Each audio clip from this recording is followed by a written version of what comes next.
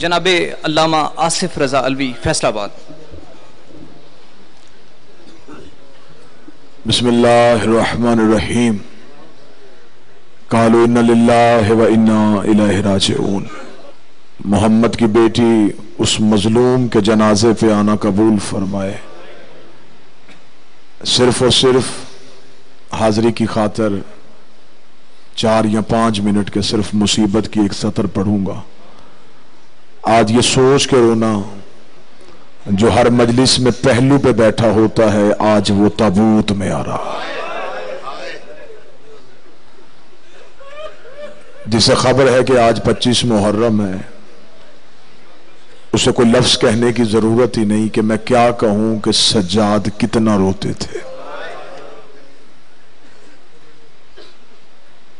امت نے جلدی کی سجاد کو زہر دینے میں، ورنہ ذمہ دار احباب تشریف فرمائے ہیں زہر سب سے پہلا اثر جگر میں کرتی ہے، اور جس کا جگر ہی شام کھا گیا ہو۔ یہی وجہ ہے کہ جب شام سے قید نبھا کے حسین کا یہ غیرت کا پروردگار بیٹا کربلا کے جنگل میں آیا تو لاشوں کے درمیان کھڑے ہو کر سجاد نے کہا اکبر برچھی کھانا آسان ہے، قاسم لاش گھوڑوں کے سموں کے نیچے پامال کروانا آسان ہے، اصغر سوکھے ہوئے حلق پہ تیر کھانا آسان ہے، چچا غازی فرات پہ بازو کٹوانا آسان ہے، بابا حسین 13 ضربے کھانا بھی آسان ہے۔ ہر لاش ہلی، آواز نیزہ آسان، برچھی آسان، تیر آسان، پامالی آسان۔ سجاد مشکل کیا ہے؟ لاشوں کے درمیان گر کے کہتا ہے زینب جیسی ماں 9 گھنٹے شرابی کے دربار میں کھڑ کر۔ یہ صرف سجاد کا حوصلہ۔ کوئی شیعہ نہ سمجھے کہ شاید اسے لڑنا نہیں آتا تھا، غازی سے زیادہ بہادر تھا سجاد، عباس سے زیادہ بہادر تھا سجاد۔ میں نے لفظ کہا اگر آپ کے ذہن میں سوال ہے تو میں جواب دے دیتا ہوں۔ سجاد کی جگہ عباس ہوتے تو پہلے ہی چوک میں مر جاتے۔ یہ تو حوصلہ تھا سجاد کا، جو ہر موڑ پہ اسے حجت کی وجہ سے زندہ رکھا گیا۔ ہر موڑ پہ سجاد رو رو کے کہتا رہا ماں گھبرانا، تیرا سجاد تیرے ساتھ۔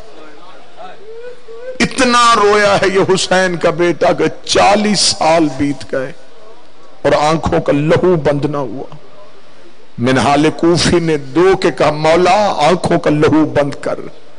رو کے کہتے کیسے بند کروں میں آنکھیں بند کروں، مجھے کبھی اکبر نظر آتا ہے، میں کسی کا جوان دیکھوں مجھے قاسم یاد آتا ہے، میں کسی کی گود میں بچہ دیکھوں مجھے اصغر یاد آتا ہے۔ اسے کہا مولا اٹھئے نا، تھوڑی زحمت کیجئے، بازار میں آئیں، لوگ آپ کو ملیں، آپ کے ذہنوں سے کربلا نکلے۔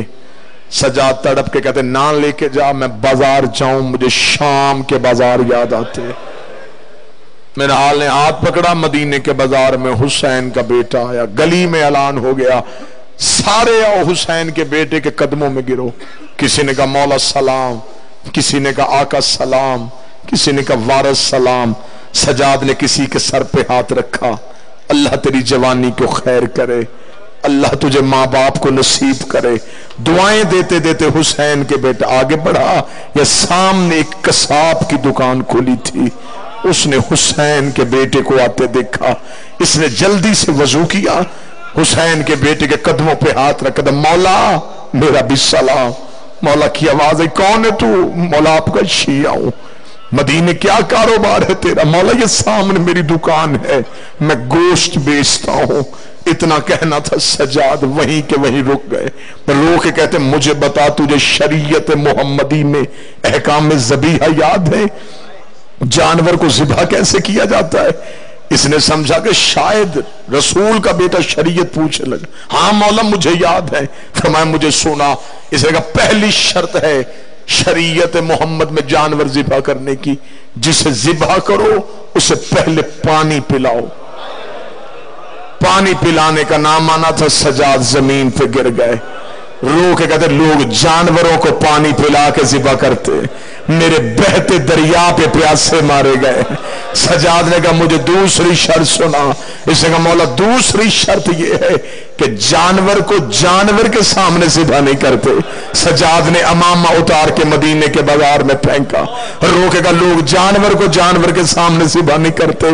मेरी 3 फुफियां सर पे कुरान रख के 70 कदम के फासले पे रो रो के कातिल को कहती नहीं ना मार, मेरा 3 दिन का प्यासा है। मौला ने फरमाया जल्दी कर, मुझे तीसरी शर्त सुना। इसने हाथ जोड़ के कहा मौला मैं शर्तें सुनाता हूं, आप रोते हैं। फरमाया रो नहीं रहा, मेरी इबादत हो रही है, जल्दी कर मुझे तीसरी शर्त सुना। ढूढ़ियाल गिरदो नवा का मजमा ये तड़पा तड़प के कहने लगा मौला तीसरी और आखिरी शर्त ये है, जानवर को जिस छुरी से ज़िबा करो वो तेज होनी चाहिए, वो तेज होनी चाहिए। सजाद रो के कहते मुझे मेरी हवेली वापस छोड़ाओ। लोग जानवरों को तेज छुरी से ज़िबा करते हैं, मुझे मेरे बाबे के लहू की कसम है, जिस खंजर से मेरे बाबे को ज़िबा किया गया उसकी आवाज मेरी मां खेमे में सुनती, ना मेरी आंखों का खून बंद होगा, ना मैं बाबे की करबला को भूल सकूंगा। एक सतर और मुसीबत की, जितने रो पड़े एक एक आंसू की खैरात और आ जाए। सैयदुल साजिदीन है ये हुसैन का बेटा, ज़ैनुल आबिदीन है ये हुसैन का बेटा। सजदा हुसैन का भी आसान नहीं था, बेटों भतीजों की लाशों के दरमियान किया। सजदा अली का भी आसान नहीं था, जो कूफा की मस्जिद में किया। लेकिन सैयदुल साजिदीन अली ना हुए, सैयदुल साजिदीन हुसैन ना हुए, सैयदुल साजिदीन है हुसैन का बेटा। अब मुझसे वो सजदा सुनो और मैं आपको सलाम करूं। आपको आज सारा दिन जाकर जनाब सज्जाद के दर्द सुनाएंगे। किताबें कहती हैं जो मौला सज्जाद के गर्दन में तौक था, कतन ये न समझिएगा कि ये सिर्फ एक तौक ही था, मुझे मिंबर की इज्जत की कसम है, किताबें कहती है इस तौक के अंदर लोहे की बर्छियां लगी हुई थी। इस तौक का एक टुकड़ा आज भी हैदराबाद दक्कन में है। उस मोहल्ले को लोग दारुल शफा कहते हैं, हिंदू भी वहां आके शिफा मांगते हैं। यह तौक मौला सज्जाद की गर्दन में था। इसके दोनों तरफ लंबी लंबी जंजीरें थी। दाईं तरफ की जंजीर भी 4 मौलानों के हाथ में थी, बाईं तरफ की जंजीर भी 4 मौलानों के हाथ में थी। किताबें कहती तौक का वजन इतना ज्यादा था, मौला सज्जाद की कमर तौक के वजन की वजह से झुकी हुई थी। किताबें कहती है कि एक बार बाजार में जाते हुए एक शख्स ने हुसैन के बेटे को पहचान लिया, ये अली का मुहिब था। ये जोश में आया और आके करीब आके कहने लगा है अली का क्या लगता है? सजाद रो कहते लगता नहीं, मैं खुद अली हूं। नाम क्या है तेरा? फरमाया अली इब्न हुसैन, हुसैन का बेटा है। इतना कहना था, ये तड़पा, इसका हाथ आया तलवार के कब्जे पे। ये शाम के बाजार में तलवार खींचने लगा, झुकी कमर से सजाद की आवाज, खबरदार तलवार न खींचना। देख के कहने लगा मोहम्मद का बेटा तुझे कड़ियों में देखूं और मैं इन्हें कत्ल भी ना करूं। सजाद की आवाज, तलवार नियाम में रख, मेरे साथ मेरी मां आ रही है, मेरे साथ मेरी बहनें आ रही हैं। ऐसे ना हो कि तू जंग शुरू करे और बाजार में भगदड़ मच जाए, मेरे साथ सैयदादियां आ रही हैं। इसने कहा फिर हुसैन का बेटा मैं क़यामत वाले दिन बतूल को जवाब क्या दूंगा कि मैं जिंदा था और वक्त के इमाम की नुसरत भी ना कर सका। सजाद रो कहते नुसरत करना चाहता है? हाँ मौला नुसरत करना चाहता हूं। सजाद की आवाज है अपने सर से अमामा उतार। इसने अमामा उतारा, सजाद की आवाज है इसकी पट्टी बना। इसने अमामे की पट्टी बना के सजाद के सामने कहा अब क्या हुक्म है? सैयद की आंखों का लहू तेज हुआ, रो के आवाज आई मेरी पोस्ट के पीछे आ, मेरी गर्दन से तौक जाके ये कपड़ा गर्दन के ऊपर रख दे। जितनी देर तक ये कपड़ा रहे थोड़ी देर सजाद का चलना सा। सरकार बाकर रवायत करते, मौला फरमाते जब मैंने अपने बाबे को गौसल दिया मेरे बाबे की गर्दन में गोश्त मौजूद नहीं था। इतना वजनी तौक उठाया, बस मैं वो नमाज पढ़ूं और आपको सलाम करूं।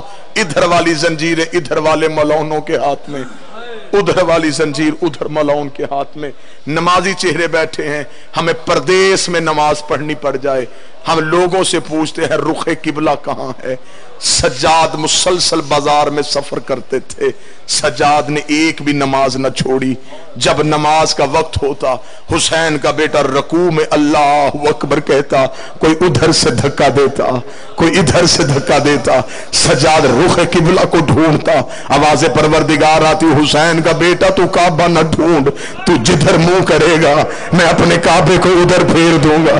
سجاد شام کے بازار میں، ایک نماز پڑھ کے میں منبر چھوڑنے لگا ہوں، مولا سجاد بازار شام میں تھے، قافلہ رک گیا کیونکہ سجاد کی کمر کے ساتھ اونٹوں کی رسیاں تھیں، جو ہی سجاد رکتے تھے پیچھے اونٹ رک جاتے تھے، جب اونٹ رکتے تھے تو نیزے رک جاتے تھے، جب نیزے رکتے تھے تو قافلہ رک جاتا تھا۔ بازار شام میں کمینوں کا قافلہ آگے چلا گیا، سجاد کا قافلہ پیچھے رک گیا۔ کوئی سید بیٹھا ہو یہ سطر سن کے مجھے معاف کر دینا، عمر ابن سعد نے شمر سے پوچھا قافلہ کیوں رک گیا ہے، قیدی کیوں نہیں چل رہے، نیزے کیوں ٹھہر گئے ہیں؟ اسے کہا اس لیے رک گئے ہیں، حسین کا بیٹا بازار میں نماز پڑھ رہا ہے۔ یہ بغیرت دے کے کہنے لگا اگر یہ نماز پڑھتے رہے تو ہم اعلان کیسے کریں گے کہ ہم نے باغی مارا تھا؟ جیسے بھی ہو حسین کے بیٹے کی نماز ختم کروا۔ اس ملاؤن نے 2 سپاہیوں کو بھیجا، انہوں نے اپنے گھوڑوں کو ایڑ لگائی، یہ وہاں ہے جہاں سجاد رکوع کی حالت میں تھا۔ انہوں نے دونوں ملاؤنوں سے سجاد کے طوق کی زنجیریں کھینچی، ایک ملاؤن نے ادھر والے گھوڑے میں زنجیر پکڑی، دوسرے ملاؤں نے ادھر والے گھوڑے پر زنجیر پکڑی، انہوں نے جو ہی گھوڑے کو ایڑ لگائی برسیاں سجاد کی گردن کے اندر گئی، حسین کا بیٹا زمین پہ گرا، گھوڑوں نے دوڑنا شروع کیا۔ سجاد بازار میں کہہ رہا تھا سبحان ربی الاعلی، سبحان ربی الاعلی، سبحان ربی الاعلی۔ آواز پروردگار آئی، انت سید الساجدین، انت زین العابدین۔ اللہ اللہ